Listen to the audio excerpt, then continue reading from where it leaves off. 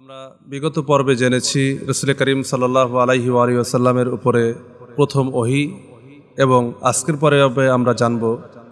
পর্বে আমরা জানব ফাতরাতে ওহী বা ওহীর বিরতিকাল, অর্থাৎ প্রথম ওহীর পরে কিছু কাল রাসূল করিম সাল্লাল্লাহু আলাইহি ওয়াসাল্লামের উপরে ওহীর বিরতি ছিল এবং এর পিছনে হিকমত কি। আর আরেকটি বিষয় হচ্ছে যে এরপরে কি নাজিল হয় এবং কি কি পদ্ধতিতে রাসূল করিম সাল্লাল্লাহু আলাইহি ওয়াসাল্লামের উপরে ওহী অবতীর্ণ হয়েছে, এই বিষয়গুলি সম্পর্কে আমরা জানবো ইনশাআল্লাহ। প্রথম ওহীর পরে নবুয়তের গুরু দায়িত্ব যখন রাসূল করিম সাল্লাল্লাহু আলাইহি ওয়াসাল্লামের উপরে চলে আসলো, তখন তিনি সর্বদাই ওহীর অপেক্ষায় থাকতেন। কিন্তু ওহীর ধারাবাহিকতা যখন বন্ধ হয়ে গেল, তখন তিনি পেরেশান হয়ে গেলেন এবং তার নীরবতা বেড়ে গেল। তিনি খুব অস্থিরভাবে জীবন পার করতে লাগলেন এবং এই সময়টা কত ছিল সে ব্যাপারে সিরাতবিদদের মধ্যে মতভেদ রয়েছে। কেউ বলেছেন 6 মাস, কেউ বলেছেন, আব্দুল্লাহ ইবনে আব্বাস বলেছেন 40 দিনের কথা, 40 দিন পর্যন্ত ওহীর বিরতি ছিল। আবার বাইহাকিতে এসেছে 6 মাসের কথা, আবার কোনো কোনো বর্ণনায় 2.5 বছরের কথা এসেছে, যদিও এই বর্ণনাটি একেবারেই দুর্বল, এ ব্যাপারে কোনো সঠিক মতামত পাওয়া যায় না। আবার ফাতহুল বারিতে এসেছে খুব অল্প সময় ছিল, সেটি খুব অল্প সময়ের জন্য ওহীর বিরতি ছিল। তো এই বিরতির পিছনে কারণ কি হিকমত রয়েছে? ধারাবাহিকভাবে প্রথম ওহী আসার পরে পরবর্তীতে ধারাবাহিকভাবে ওহী দিতে পারতেন, কিন্তু এই বিরতিটা কেন দেওয়া হলো? এর পিছনে কি হিকমত রয়েছে? হিকমত হচ্ছে এটি যে 1 নম্বরে ওহীর সম্পর্ক কেবলমাত্র আল্লাহ রাব্বুল আলামিনের সাথে। ওহী অবতীর্ণ হওয়ার ধারাবাহিকতা বন্ধ থাকা এই বিষয়ে স্পষ্ট করে তোলে যে ওহী নাজিল এটি কেবলমাত্র আল্লাহ রাব্বুল আলামিন যখন চান, যখন ইচ্ছা করেন, তখনই তিনি প্রেরণ করেন। আবার যখন ইচ্ছা তিনি বিরতি রাখতে পারেন। এ ব্যাপারে কারো কোনো ইখতিয়ার নাই। রাসূল করিম সাল্লাল্লাহু আলাইহি ওয়াসাল্লামের এ ব্যাপারে কোনো ইখতিয়ার তার হাতে ছিল না। আল্লাহ রাব্বুল আলামিন তাই তার রাসূলকে বলতে বলেছেন, কুল মা ইয়াকুনু লি আন উবাদদিলাহু মিন তিলকাই নাফসি ইন আত্তাবিউ ইল্লা মা ইউহা ইলাইয়া। তাহলে বলে দাও, একে নিজের পক্ষ থেকে পরিবর্তন করা আমার কাজ নয়।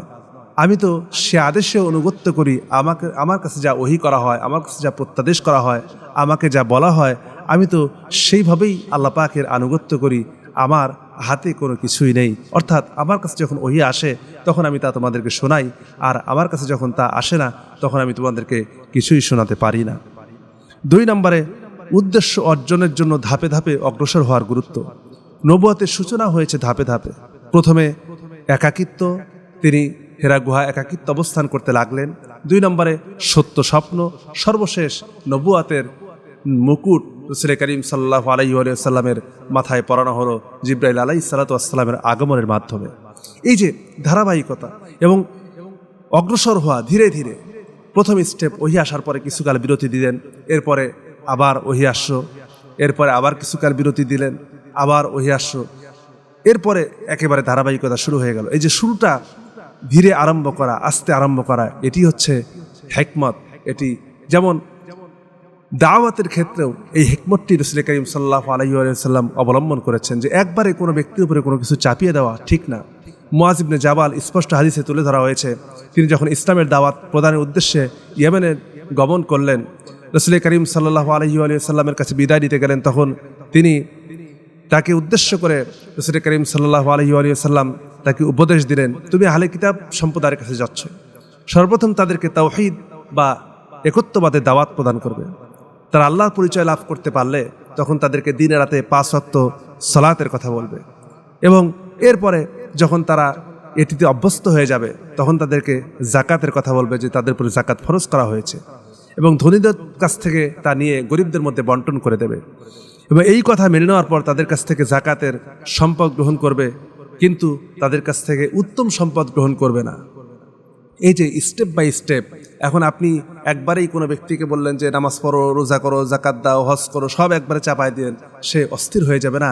একটি তো অভ্যস্ত হোক, একটি একটি করে অভ্যস্ত করা, একটি একটি করে তালিম দেওয়া, তরবিয়াতের মাধ্যমে এগিয়ে নেওয়া, এটি হচ্ছে ইসলামের শিক্ষা। কোনো কিছু একবারে শুরু করা বা একবারে সব কিছু চাপিয়ে দেওয়া কোনো কিছু উচিত নয়। যেমন এখন ক্লাস 1-এ যে বাচ্চা পড়ে, তাকে ক্লাস 1-এ অক্ষর শিখবে, তারপরে বানান শিখবে, তারপরে আস্তে আস্তে রিডিং শিখবে, এরপরে বাক্য তৈরি শিখবে, আস্তে আস্তে সে উপরের দিক উঠতে থাকে।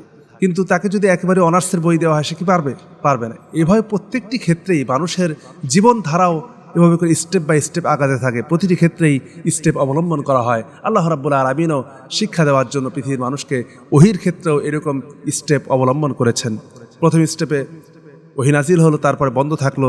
রাসূল করিম সাল্লাল্লাহু আলাইহি ওয়াসাল্লাম যখন শান্ত হলেন, তখন তিনি যে খাদিজার কাছে যে বলছেন জাম্মিলুন, এই জাম্মিলুন, আমাকে কম্বল দ্বারা ঢেকে দাও। আল্লাহ পাক কিন্তু পরবর্তী আয়াত সেটাই নাজিল করলেন, ইয়া আইয়ুহাল মুজাম্মিল কুমিল লাইলা ইল্লা কলিলা নিসফাহু আও ইনকুস মিনহু কলিলা। আল্লাহ নাজিল করলেন, ইয়া আইয়ুহাল মুদাসসির কুম ফাআনযির ওয়া রাব্বাকা ফাকাব্বির, হে চাদর আবৃত উঠুন এবং কুম ফাআনযির, উঠুন এবং ভীতি প্রদর্শন করুন, ওয়া রাব্বাকা ফাকাব্বির, আর আপনার রবের বরত্ব ঘোষণা করুন, আপনার রবের মহত্ব ঘোষণা করুন। এরপরে ধারাবাহিকভাবে ওহী অবতীর্ণ শুরু হয়ে গেল। এরপরে মাঝখানে আবার আরেকবার বন্ধ হলো, যখন একবার রাসূল করিম সাল্লাল্লাহু আলাইহি ওয়াসাল্লাম অসুস্থ হয়ে পড়লেন, লাগাতার 2 থেকে 3 রাত পর্যন্ত কিয়ামুল লাইল বা তাহাজ্জুদ আদায় করতে পারলেন না। অর্থাৎ যখন সূরা মুজাম্মিল, সূরা মুদাসসির নাজিল হলো, তারপর থেকে রাসূল করিম সাল্লাল্লাহু আলাইহি ওয়াসাল্লাম তিনি কিয়ামুল লাইল করতেন, রাতের বেলা নামাজে দাঁড়িয়ে যেতেন। আমরা নামাজের কথা সামনে আসব। এছাড়াও কোনো বর্ণনা এসেছে তিনি ফজর এবং আসরের নামাজ তার উপরে দেওয়া হয়েছে, তিনি সেটিকে ওই সময় আদায় করতেন। যদিও পরিপূর্ণরূপে ফরজ হয়েছে মেরাজের পরে, তার আগ পর্যন্ত সলাতের বিধান এভাবে ছিল। এবং তিনি 3 দিন পর্যন্ত যখন তাহাজ্জুদ পড়তে পারলেন না, কিয়ামুল লাইল করতে পারলেন না, এমন অবস্থায় উম্মে জামিল নামের একজন ব্যক্তি, এক নারী, সে বলল, মনে হয় মুহাম্মাদের শয়তান তাকে ত্যাগ করেছে, নাউযু বিল্লাহি মিন যালিক। এরকম কথা সে বলল। রাসূল করিম সাল্লাল্লাহু আলাইহি ওয়াসাল্লাম তিনি এরকম কথা শুনে খুব কষ্ট পেলেন। এরপরে আল্লাহ রাব্বুল আলামিন সূরা দুহা অবতীর্ণ করেন। আল্লাহ পাক তাকে সান্ত্বনা দেন, আদ-দুহা ওয়াল লাইলি ইযা সাজা মা ওয়াদ্দাআকা রাব্বুকা ওয়া মা ক্বালা, শপথ পূর্বাহ্নের, আর ওয়াল লাইলি ইযা সাজা, শপথ রাতের যখন তা গভীর হয়, মা ওয়াদ্দাআকা রাব্বুকা ওয়া মা ক্বালা, আপনার পালনকর্তা আপনাকে ত্যাগ করেননি, আপনাকে ছেড়ে যাননি এবং আপনার প্রতি বিরূপ হননি, আপনার প্রতি অসন্তুষ্ট হননি। আল্লাহ রাব্বুল আলামিন তাকে সান্ত্বনা দিয়ে, সূরা দুহা পুরোটাই হচ্ছে সান্ত্বনা।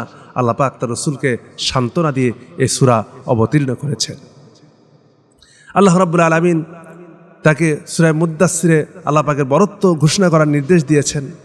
এরপরে পরবর্তীতে আয়াতগুলোতে আল্লাহ তাআলা বলছে, ওয়াসিয়াবাকা ফাতাহির আর রুজুজু ফাজুর ওয়ালা তামনুন তাস্তাকসির ওয়ালি রাব্বিকা ফাসবির, আপনার পোশাক পবিত্র করুন, সালাতের জন্য পোশাক পবিত্র হওয়া জরুরি, এবং অপবিত্রতা থেকে দূরে থাকুন। আর রুজসু ফাহাজুর, অপবিত্রতা থেকে দূরে থাকুন।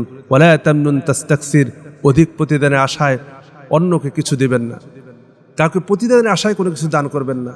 কাউকে দান করতে গেলে যে আমি আজকে কিছু দিচ্ছি, কিছুদিন পরে হয়তো তার কাছ থেকে কিছু উপকার পাবো, উপকারের আশায় কারো উপকার করা মোটে উচিত নয়।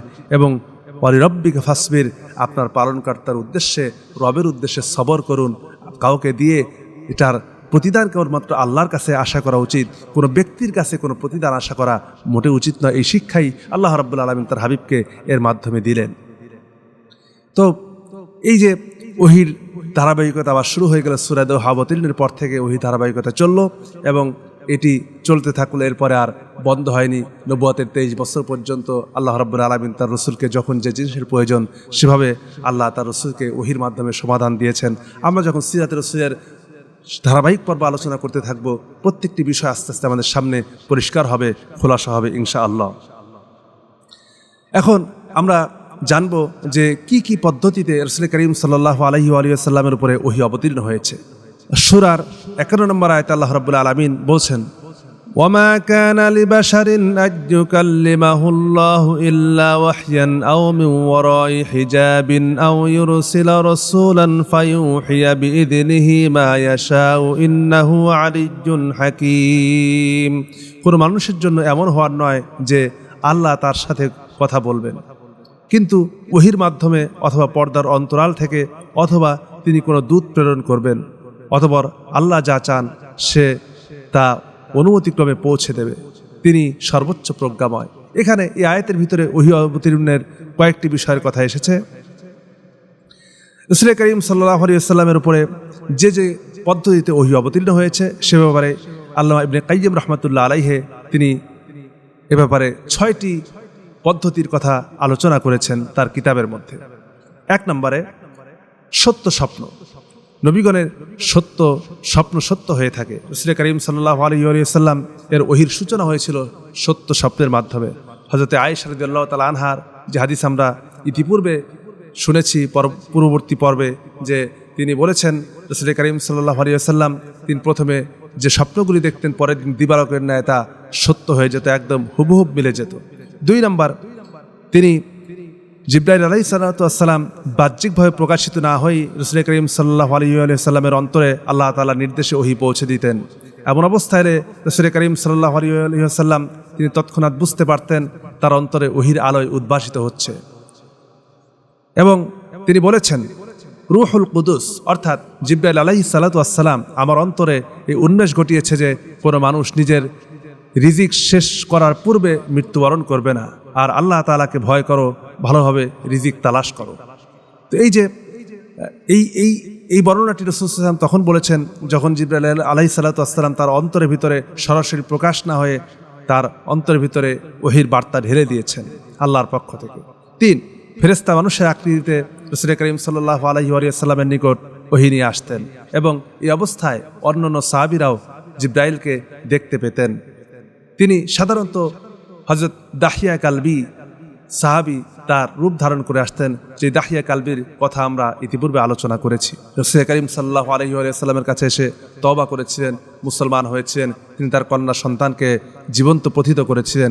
এ ব্যাপারে তিনি অনেক অনুশোচনা এবং আফসোস করেছিলেন এবং তাকে রাসূল করিম তার চেহারাটা এতটাই সুন্দর ছিল, এতটাই মলিন ছিল, যার কারণে জিবরাইল আলাইহিস সালাতু ওয়াস সালাম তার রূপ ধরে আশাকে পছন্দ করতেন।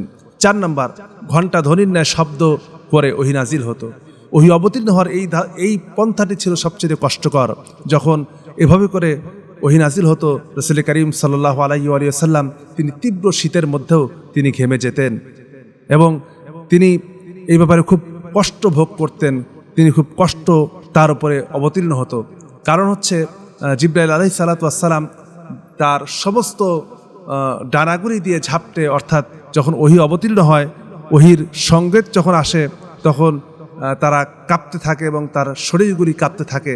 এজন্য ফেরেশতার তিনি তার ডানাগুলি ঝাপটাতে থাকেন, যদিও প্রকাশ্যে আসেন না, কিন্তু এই অবস্থার ভিতরে তার অবস্থা এমন হয় যে এর মাধ্যমে জিবরাইলের ডানাগুলি এমনভাবে ঝাপটাতে থাকেন যেমন লোহা একটি পাথর আর একটি পাথরের সঙ্গে ঘষলে যেমন শব্দ হয়, বা একটি চেন বাড়ি দিলে যেমন শব্দ হয় তেমন শব্দ হতে থাকতো এবং এর মাধ্যমে ওহী নাজিল হতো। এই সময় এজন্য আল্লাহর রাসূলের খুব কষ্ট হতো। তো একটি বর্ণনা এসেছে,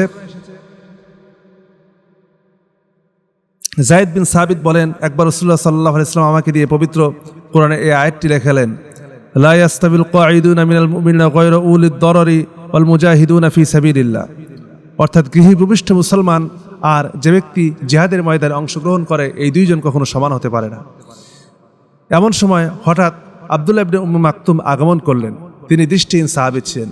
তিনি এসে রাসূল করিম সাল্লাল্লাহু আলাইহি ওয়াসাল্লামের উদ্দেশ্যে বলেন, আমি সক্ষম হলে জিহাদে যেতাম। ঠিক তখনই আল্লাহ তাআলা ওহী নাজিল করলেন। তখন রাসূল করিম সাল্লাল্লাহু আলাইহি ওয়াসাল্লাম এর পা মুবারক আমার রানের উপরে ছিল। তখন আমার রানের উপরে এত ভারী অনুভূতি হচ্ছিল যেন আমার রান ছিঁড়ে যাচ্ছে, এত কষ্ট আমি অনুভব করছিলাম এবং আমি বুঝতে পারছিলাম যে এই সময় রাসূল করিম সাল্লাল্লাহু আলাইহি ওয়াসাল্লামের উপরে ওহী অবতীর্ণ হচ্ছে। 5, জিবরাইল আলাইহিস সালাতু ওয়াস সালাম তিনি তার প্রকৃত সূরতে আসল সূরতে উদ্ভাসিত হতেন। এটি 2 বার ঘটেছিল। একবার প্রথম ওহী যখন রাসূল করিম সাল্লাল্লাহু আলাইহি ওয়াসাল্লামের কাছে প্রথম ওহী আসে এটি, আর 2 নম্বরে আল্লাহ তাআলা বলছেন ওয়ালাকাদ রাআহু নাজলাতুল উখরা ইনদা সিদরাতিল মুনতাহা, মেরাজের রজনীতে আল্লাহ রাব্বুল আলামিন জিবরাইলের সঙ্গে করে যখন সিদরাতুল মুনতাহায় গমন করলেন, সে সময় জিবরাইল আলাইহিস সালাতু ওয়াস সালাম তিনি সশরীরে আসল চেহারায় রাসূল করিম সাল্লাল্লাহু আলাইহি ওয়াসাল্লামের সামনে প্রকাশ পেয়েছিলেন। 6, কখনো কখনো কোনো মাধ্যম ছাড়াই আল্লাহ তাআলা সরাসরি প্রত্যাদেশ দিতেন। যেমন আল্লাহ রাব্বুল আলামিন হযরত মূসা আলাইহিস সালামের সঙ্গে সরাসরি কথা বলেছেন। আল্লাহ পাক কোরআনে বলছেন, ও কাল্লামাল্লাহু মূসা তাকলিমা, আল্লাহ পাক মূসার সঙ্গে সরাসরি কথা বলেছেন। অনুরূপভাবে আল্লাহ রাব্বুল আলামিন মুহাম্মদ রাসূলুল্লাহ সাল্লাল্লাহু আলাইহি ওয়াসাল্লাম তাকে মেরাজে ডেকে নিয়ে আল্লাহ পাক সরাসরি তাকে ওহী করেছেন এবং তার সঙ্গে কথা বলেছেন এবং তাকে তার বাণীগুলি শুনিয়েছেন। এটি হচ্ছে ওহীর আমরা 6টি পদ্ধতি জানলাম। এই 6টি পদ্ধতিতে রাসূল কারীম সাল্লাল্লাহু আলাইহি ওয়াসাল্লামের উপরে ওহী অবতীর্ণ হয়েছে। এছাড়াও উলুমুল কোরআনের কিতাবগুলিতে আরও কিছু পদ্ধতির কথা বর্ণিত হয়েছে। যদিও এই 6টি হচ্ছে মূল, এর বাকি যেগুলি আছে সেগুলি এর কাছাকাছি বিষয়। তো এখন আমরা এখান থেকে যে শিক্ষাগুলি পেলাম, আমরা শিক্ষাগুলির সাথেই কথার সাথেই বলে ফেলেছি যে কোনো কিছু করার জন্য, কোনো চিন্তা করার জন্য দাওয়াতের ক্ষেত্রে তাড়াহুড়া করা উচিত নয়। আল্লাহ তাআলা প্রতিটি স্টেপ বাই স্টেপ করেছেন। আমাদের জীবনের প্রতিটি কর্মের ক্ষেত্রে, প্রতিটি কাজের ক্ষেত্রে ধীরস্থিরতা অবলম্বন করে সুষ্ঠুভাবে চিন্তা ভাবনা করে যদি সেটা করা যায় তবে সেটাতে সফলতা আসে। আর যদি সেটাকে আমরা তাড়াহুড়া করি, খুব দ্রুত কোনো কিছু সিদ্ধান্ত নিয়ে ফেলি, দেখা যায় সেটাতে অধিকাংশ ক্ষেত্রে সেটির শেষ ফলাফল ক্ষতি হয়ে যায়। এজন্য আমাদেরকে চিন্তা ভাবনা করে চলা উচিত এবং রাসূলের সিরাত থেকে, আল্লাহ পাকের বিধান থেকে আমাদের শিক্ষা নিয়ে জীবন পরিচালনা করা উচিত। আল্লাহ তাআলা আমাদেরকে তৌফিক দান করুক। আল্লাহুম্মা আমিন। ওয়া আখিরু দাওয়ানা আলহামদুলিল্লাহি রাব্বিল আলামিন। আসসালামু আলাইকুম।